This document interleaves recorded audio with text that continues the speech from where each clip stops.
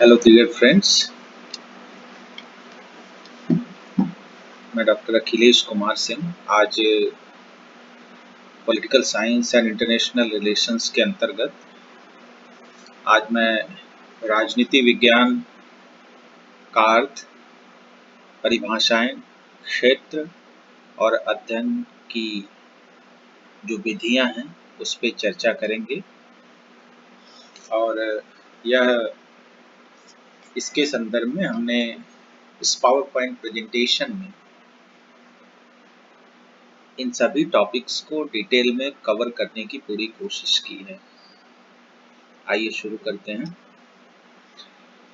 चलिए, परिचय के क्रम में राजनीति विज्ञान को सामान्य तौर पर अगर कहा जाए तो यह भी एक सामाजिक विज्ञान है जो राजनीति और सरकार के सिद्धांत एवं व्यवहार से संबंधित होता है। जैसा कि अरस्तु कहते हैं कि man is by nature a political animal, यानी कि मनुष्य स्वभाव से एक सामाजिक और राजनीतिक प्राणी है। पॉलिटिकल साइंस भी सामाजिक विज्ञान है, लेकिन यह व्यक्ति के राजनीतिक व्यवहार का अध्ययन करने का प्रयास करता है। Political science is a social science that deals with the theory and practice of politics and government. आइए राजनीति विज्ञान का जो ऑपरेशनल डेफिनेशन है, टेक्निकल मीनिंग है, उसको समझते हैं। The term political science is derived from the Greek word polis, जिसका आशय होता है city state, and science that means knowledge। तो हम इसको कह सकते हैं कि पॉलिटिकल साइंस शब्द जो है वह ग्रीक शब्द पॉलिस नगर राज्य और साइंस सिस्टमेटिक स्टडी नॉलेज ज्ञान से बना है। अक्सर प्रतियोगी परीक्षाओं में यह प्रश्न पूछा जाता है कि ये जो पॉलिटिकल साइंस टर्म है इससे आप क्या समझते हैं। कई बार पूछता है कि जो पॉलिटिकल वर्ड है इसका रूट क्या है। ठीक है, तो इसका ग्रीक रूट है, पॉलिस से पॉलिटिकल बना है और पॉलिस का अर्थ है सिटी स्टेट, इसका आशय है नगर राज्य। तत्कालीन यूनान में, जिस संदर्भ में पॉलिस की बात की जा रही है, तत्कालीन यूनान में पॉलिस जो है छोटे छोटे सिटी स्टेट्स को इंडिकेट करता था, जिसके संदर्भ में प्लेटो ने कहा है कि इन सिटी स्टेट्स के लिए जो एक आइडल पॉपुलेशन साइज था वो जो है 5040 था, 5040। ठीक है, साइंस की अगर बात करें तो पॉलिटिकल साइंस कैसे है, तो it's a systematic inquiry of facts and knowledge. ठीक है, तो बहुत सारी परीक्षाओं में ये पूछा जाता है कि पॉलिस का क्या अर्थ है, तो आप बताएंगे कि पॉलिस का अर्थ है नगर राज्य, सिटी स्टेट्स। पॉलिस कैसा वर्ड है, तो यह जो है यूनानी शब्द है, ग्रीक वर्ड है। ठीक है, चलिए इसके डेफिनेशंस पे बात करें। वैसे तो पॉलिटिकल साइंस की कोई एक परिभाषा नहीं है, विभिन्न विद्वानों ने, अनेक विद्वानों ने पॉलिटिकल साइंस की अनेक परिभाषाएं बताई है। बहुत सारे बुक्स में इसकी जो ट्रेडिशनल डेफिनेशंस हैं, ट्रेडिशनल परंपरागत परिभाषाओं पे भी चर्चा की गई है। तो ऐसा भी परीक्षाओं में अक्सर प्रश्न पूछा जाता है कि पॉलिटिकल साइंस का मतलब जो परंपरागत परिभाषाएं हैं, कौन सी परिभाषा पॉलिटिकल साइंस को राज्य के अध्ययन के रूप में बताती है, कौन सी परिभाषा सरकार के अध्ययन के रूप में बताती है, और कौन सी परिभाषा यह मानती है कि पॉलिटिकल साइंस राज्य और सरकार दोनों का अध्ययन करते हैं। ठीक है, तो जैसा कि एरिस्टोटल का डेफिनेशंस दिखाई दे रहा है तो एरिस्टोटल क्या कहते हैं कि political science is the master science which deals with the regulation of human society। अरस्तु राजनीति विज्ञान को एक प्रमुख विज्ञान मानते हैं जो मानव समाज के नियमन से संबंधित है। मास्टर साइंस परम विद्या, सर्वोच्च विद्या। ठीक है, तो एरिस्टोटल पॉलिटिकल साइंस को एक मानव समाज के लिए, मानव समाज के नियमन के लिए एक बहुत ही महत्वपूर्ण जो है विज्ञान मानते थे। इसी संदर्भ में डेविड स्टन कहते हैं कि political science is the study of the authoritative allocation of values, यानी कि राजनीति मूल्यों के आधिकारिक वितरण, आवंटन का अध्ययन है। ठीक है, तो ये एरिस्टोटल तो खैर ट्रेडिशनल थिंकर्स हैं पॉलिटिकल साइंस के, और डेविड स्टन जो है ये जो है पॉलिटिकल साइंस के मॉडर्न थिंकर्स में है। ठीक है, तो जब भी डिटेल में आप इसको समझने की कोशिश करेंगे, तो जैसे राजनीति विज्ञान की जो परंपरागत परिभाषाएं हैं उनमें हम जो है डॉक्टर गार्नर का डेफिनेशन ले सकते हैं, जो मानते हैं कि राजनीति विज्ञान राज्य का अध्ययन करता है। उनकी परिभाषा क्या है? राजनीति विज्ञान विषय के अध्ययन का प्रारंभ तथा अंत राज्य के साथ होता है। Political science begins and ends with the state। ठीक है, इसी तरीके से एक स्कॉलर हैं जेम्स, वो कहते हैं कि राजनीति विज्ञान राज्य का विज्ञान है। ठीक है, इसी तरीके से सरकार के अध्ययन के रूप में as a study of government कौन कौन मानता है कि राजनीति विज्ञान केवल सरकार का अध्ययन करता है। ठीक है, तो स्कॉलर हैं, एक स्कॉलर हैं सीले महोदय, वो कहते हैं कि राजनीति विज्ञान उसी प्रकार सरकार के तत्वों का अनुसंधान करता है जिस प्रकार संपत्ति शास्त्र संपत्ति का, जीव शास्त्र जीव का, बीज गणित अंकों का, ज्यामितीय शास्त्र स्थान एवं लंबाई चौड़ाई का करता है। इसी परिभाषा के साथ जो है लीकॉक का भी नाम जुड़ा हुआ है। वो कहते हैं कि राजनीति विज्ञान सरकार से संबंधित विधा है। ठीक है, इसी परिभाषा को आगे बढ़ाते हुए राज्य और सरकार दोनों का अध्ययन जो है सपोर्ट करते हैं कि पॉलिटिकल साइंस जो है सिर्फ राज्य का अध्ययन नहीं है, सिर्फ सरकार का अध्ययन नहीं है, बल्कि यह राज्य और सरकार दोनों का अध्ययन है। तो एक स्कॉलर हैं डिमॉक, डिमॉक क्या कहते हैं कि राजनीति शास्त्र का संबंध राज्य तथा उसके साधन सरकार से है। गिलक्राइस्ट महोदय कहते हैं कि राजनीति विज्ञान राज्य और सरकार की सामान्य समस्याओं का अध्ययन करता है। एडी आशीर्वादम कहते हैं कि राजनीति विज्ञान राज्य और शासन दोनों का ही विज्ञान है। ये सारी परिभाषाएं परीक्षाओं में पूछी जाती हैं। ठीक है, आधुनिक परिभाषाओं में जो है डेविड स्टन का अथॉरिटेटिव एलोकेशन ऑफ वैल्यूज हो ही गया। ठीक है, इसी तरीके से एक स्कॉलर हैं कैटलिन, वो कहते हैं कि राजनीति विज्ञान में शक्ति और नियंत्रण का वही स्थान है जो अर्थशास्त्र में मांग, पूर्ति और प्रतिस्पर्धा मूल्य का होता है। तो ये सभी जो है पॉलिटिकल साइंस की बहुत ही महत्वपूर्ण परिभाषाएं हैं। विद्यार्थियों को इन परिभाषाओं को भी क्रमशः अपने अध्ययन में शामिल करना चाहिए और इसको जो है मतलब याद भी रखना चाहिए। चलिए, हर एक विषय की एक प्रकृति होती है, स्वभाव होता है। जैसे पानी यदि ठंडा हो तो हम कहते हैं कि नहीं, इसकी प्रकृति अभी ठंडी है। पानी यदि गर्म हो तो हम कहते हैं कि नहीं, ये पानी गर्म है। तो यह कैसे पता चलता है? ठीक है, यह विषय के स्वभाव से पता चलता है। स्वभाव का आशय क्या है कि यह किस तरीके से ज्ञान और अनुसंधान के द्वारा एक नई अवधारणा या एक नए सिद्धांत का सृजन करता है। ठीक है, तो ऐसी स्थिति में नेचर ऑफ पॉलिटिकल साइंस, राजनीति विज्ञान की प्रकृति, तो इसकी प्रकृति में डिस्क्रिप्टिव एंड नॉर्मेटिव, वर्णनात्मक और मानकात्मक। ठीक है, तो बहुत सारे स्कॉलर्स ने ये माना है कि राजनीति विज्ञान की जो प्रकृति है वह वर्णनात्मक है, यानी कि इसमें किसी भी मतलब फैक्ट से ज़्यादा इसमें डिस्क्रिप्शंस हैं, इसका वर्णन करके ही हम पॉलिटिकल साइंस को समझ सकते हैं और समझा सकते हैं। ठीक है। नॉर्मेटिव मतलब आदर्शात्मक, मानकात्मक। ठीक है।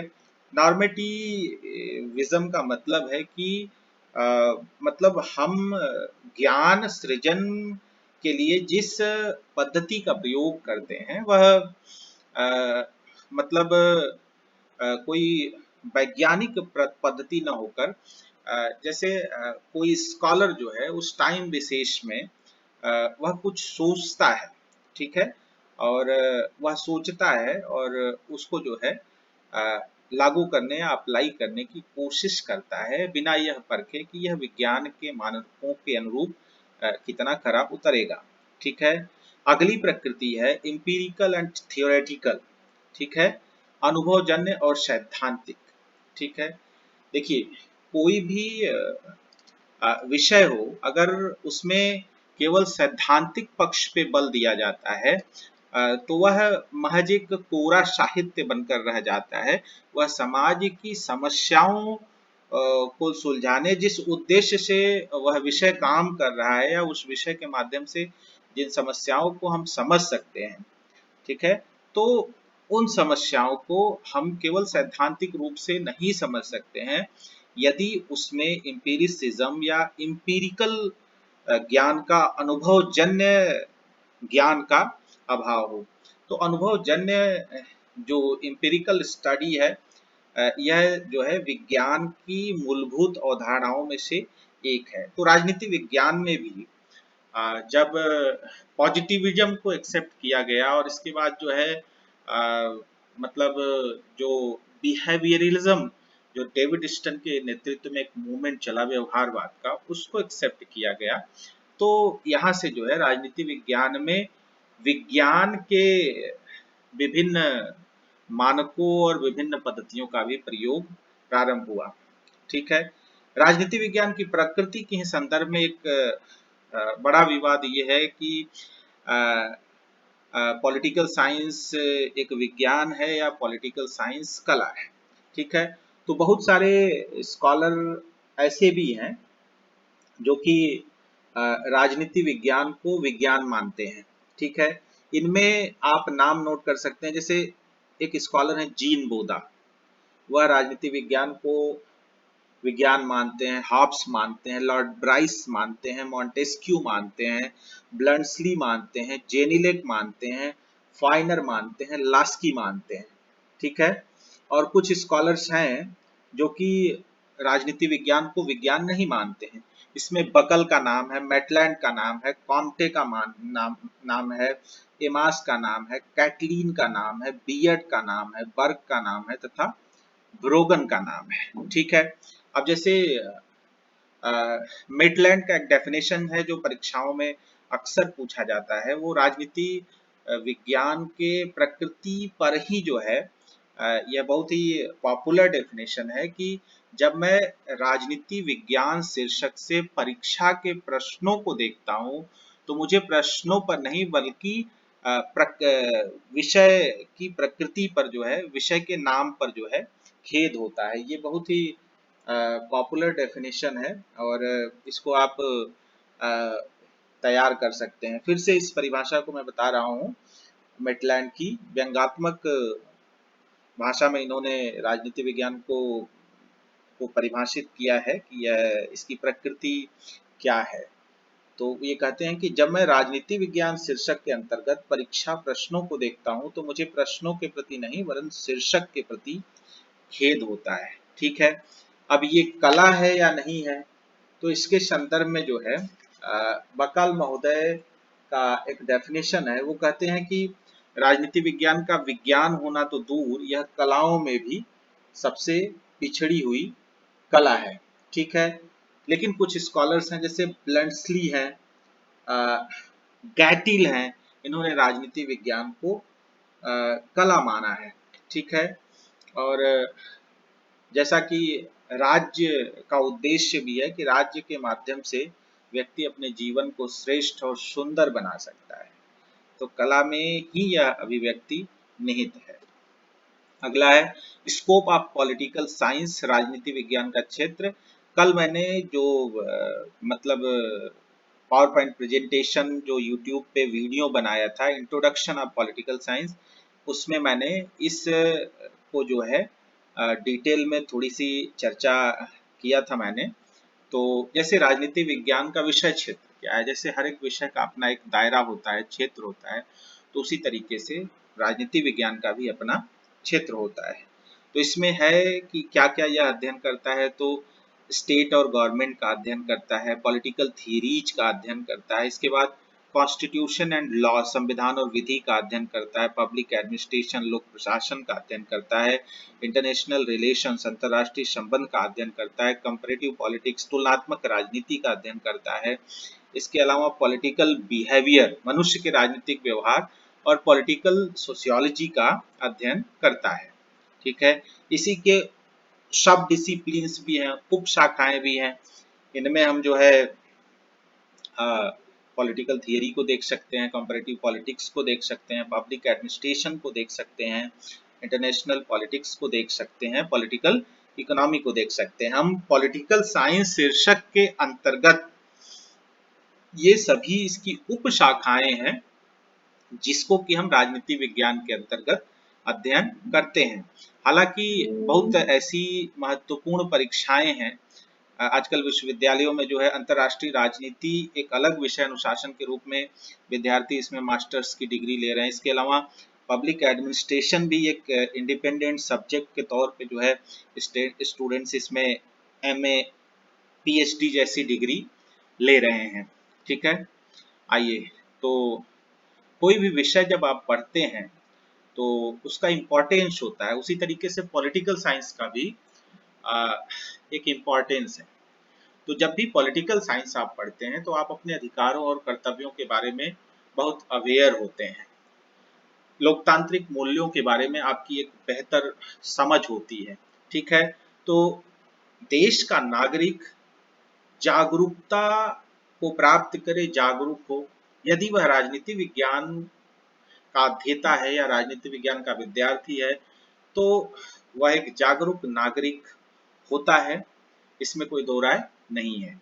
इसके अलावा जो डेमोक्रेटिक वैल्यूज है, लोकतांत्रिक मूल्य, देखिए लोकतांत्रिक मूल्य जो है, देखिए जनता जितना अवेयर होगी, जनता जितना सरकार से सवाल पूछेगी, जनता जितना ईमानदारी से पॉलिटिकल सिस्टम का हिस्सा होगी, ये सभी चीजें लोकतांत्रिक मूल्यों के अंतर्गत आती हैं। ठीक है, और राजनीति विज्ञान का विद्यार्थी जो है अपने लोकतांत्रिक मूल्यों को इस विषय के माध्यम से समझ सकता है।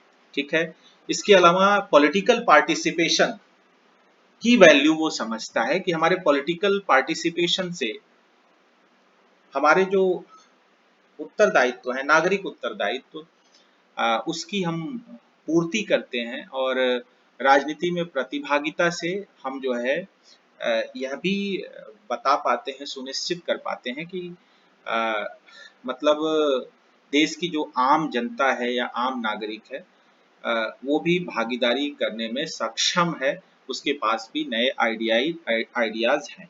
इसके अलावा रिस्पॉन्सिबल सिटीजनशिप, ये सभी लगभग एक दूसरे से जुड़े हुए हैं। उत्तरदायी नागरिकता, तो उत्तरदायी नागरिकता का मतलब है टैक्स भरना कितना इम्पोर्टेंट है, रूल्स को फॉलो करना कितना इम्पोर्टेंट है, जो भी हमारे कॉन्स्टिट्यूशनल वैल्यूज हैं, देश के इंस्टीट्यूशंस हैं, उनको जो है उनके रूल्स रेगुलेशंस मैनुअल्स को हम फॉलो करते हैं। ये एक रिस्पॉन्सिबल सिटीजन बनाने में जो है राजनीति विज्ञान का महत्वपूर्ण रोल है। ठीक है, इसी तरीके से हर एक विषय के अध्ययन की विधियां होती हैं, मेथड्स ऑफ द स्टडी होती हैं। ठीक है, तो इसके भी कुछ स्टडी के मेथड्स हैं, कैसे पॉलिटिकल साइंस को हम समझ सकते हैं। तो बहुत सारे स्कॉलर्स ने हिस्टोरिकल मेथड को यूज किया। इसमें आप जो है ऐतिहासिक विधि में आप जो है मैकियावेली का नाम ले सकते हैं, आप अरस्तू का नाम ले सकते हैं। इसी तरीके से कंपैरेटिव मेथड्स के बारे में आप समझ सकते हैं। अरस्तू ने सरकारों का वर्गीकरण 158 कॉन्स्टिट्यूशंस की स्टडी करने के बाद ही जो है किया। तो ये भी एक बहुत ही साइंटिफिक मेथड है पॉलिटिकल साइंस के अध्ययन का। तीसरा है एम्पिरिकल साइंटिफिक मेथड, अनुभवजन्य वैज्ञानिक विधि। तो वैज्ञानिक विधि व्यवहारवादी क्रांति से राजनीति विज्ञान में बहुत सारी ऐसी अवधारणाओं का सृजन हुआ है। ठीक है, अगला है चौथा फिलोसॉफिकल मेथड, दार्शनिक विधि। ये भी राजनीति विज्ञान की बहुत ही महत्वपूर्ण विधियों में से एक है। दार्शनिक विधि का प्रयोग जो है करने के लिए प्लेटो का नाम बहुत ही महत्वपूर्ण है। इंस्टीट्यूशनल एंड लीगल मेथड, संस्थागत और कानूनी विधि। और अगला है बिहेवियरल मेथड, व्यवहारवादी विधि। ये सभी राजनीति विज्ञान के अध्ययन की विधियां हैं। इन विधियों के प्रयोग, इन विधियों के अंतर्गत जो महत्वपूर्ण चरण हैं, स्टेप्स हैं, इससे संबंधित सवाल भी कभी कभी परीक्षाओं में पूछे जाते हैं। आधुनिक जो प्रवृत्तियां हैं, इसमें सिस्टम अप्रोच है जिसको डेविड स्टन ने दिया है। इसके अलावा स्ट्रक्चरल फंक्शनल अप्रोच है, संरचनात्मक कार्यात्मक दृष्टिकोण है, इसको आमंड एवं पॉवेल ने दिया है। मार्क्सिस्ट अप्रोच है, इसको कार्ल मार्क्स ने दिया है। फेमिनिस्ट अप्रोच है, इस नारीवादी दृष्टिकोण, इसके बारे में चर्चा जो है मैरी वोllstonecraft ने किया है, सिमन द बोवार ने किया है, और भी बहुत सारे फेमिनिस्ट थिंकर्स हैं जिन्होंने आधुनिक तरीके से जो है पॉलिटिकल साइंस को समझने और समाज की समस्याओं को सुलझाने और गवर्नमेंट की मशीनरीज को बेहतर काम करने और उनके कार्य करने के तरीकों को समझाने का प्रयास किया है। ठीक है, political science versus other social sciences. तो राजनीति विज्ञान में सिर्फ हम राजनीति विज्ञान का अध्ययन नहीं करते हैं, बल्कि इतिहास में जो घटनाएं घटित होती हैं उसके माध्यम से हम जो है इतिहास की सबक से वर्तमान और आने वाले समय के लिए जो है हम पॉलिसीज बना सकते हैं, पॉलिसीज फ्रेम कर सकते हैं। तो पॉलिटिकल साइंस जो है इंटरडिसिप्लिनरी नेचर का सब्जेक्ट है। ठीक है, इसके अलावा इंस्टीट्यूशंस का इवोल्यूशन कैसे हुआ, कैसे उनका विकास हुआ। इसके अलावा जो सोशियोलॉजी है, तो सोशियोलॉजी को एक सब पार्ट के रूप में हम पॉलिटिकल सोशियोलॉजी का अध्ययन करते हैं। जनमत क्या होता है, प्रेशर ग्रुप्स क्या होते हैं, कैसे सोशल स्ट्रक्चर जो है पॉलिटिकल स्फीयर को जो है प्रभावित करता है। ठीक है, इकोनॉमिक्स है, तो इकोनॉमिक्स के अंतर्गत हम पॉलिटिकल इकोनॉमी पढ़ते हैं। ठीक है, लॉ है, तो लॉ के अंतर्गत हम कॉन्स्टिट्यूशन को पढ़ते हैं, राइट्स को पढ़ते हैं। पॉलिटिकल साइंस के अंतर्गत भी हम कॉन्स्टिट्यूशंस और राइट्स को पढ़ते हैं। इसी तरीके से परीक्षाओं में बहुविकल्पी प्रश्न भी बनते हैं। यहाँ बहुत ज़्यादा प्रश्नों का उदाहरण नहीं दिया गया है, लेकिन कुछ प्रश्न है जिससे कि हम समझ सकते हैं कि किस तरीके के प्रश्न पूछे जाते हैं। तो पहला प्रश्न है, who is known as the father of political science. राजनीति विज्ञान का जनक या पिता किसे कहा जाता है? तो हम जो है इसका उत्तर जो है अरस्तु है, एरिस्टोटल। फर्स्ट क्वेश्चन का सेकेंड आंसर, बी आंसर जो है एरिस्टोटल, ये सही आंसर है। अगला है, which method uses observation and data analysis. ठीक है, तो ऑब्जर्वेशन और डेटा एनालिसिस के लिए हम जो है कौन सा मेथड यूज करते हैं?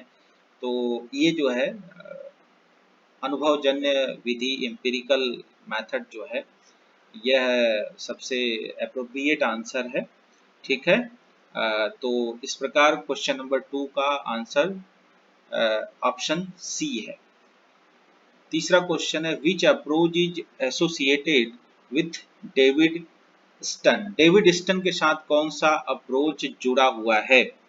तो इसमें है बिहेवियरल, सिस्टम, मार्क्सिस्ट, फेमिनिस्ट। ठीक है, तो इसमें तीसरा का ऑप्शन बी करेक्ट आंसर है, सिस्टम्स अप्रोच।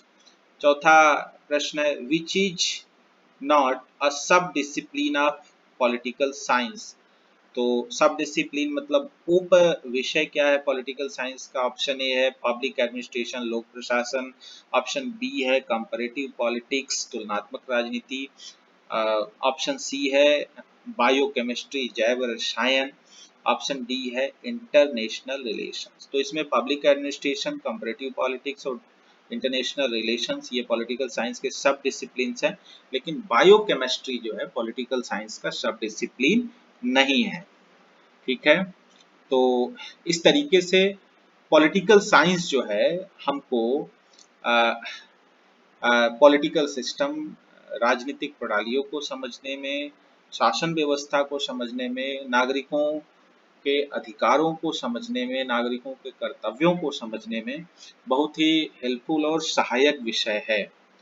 इसलिए पॉलिटिकल साइंस का अध्ययन हमारे लिए, हमारे जीवन को बेहतर बनाने के लिए बहुत ही आवश्यक है। ठीक है, थैंक यू।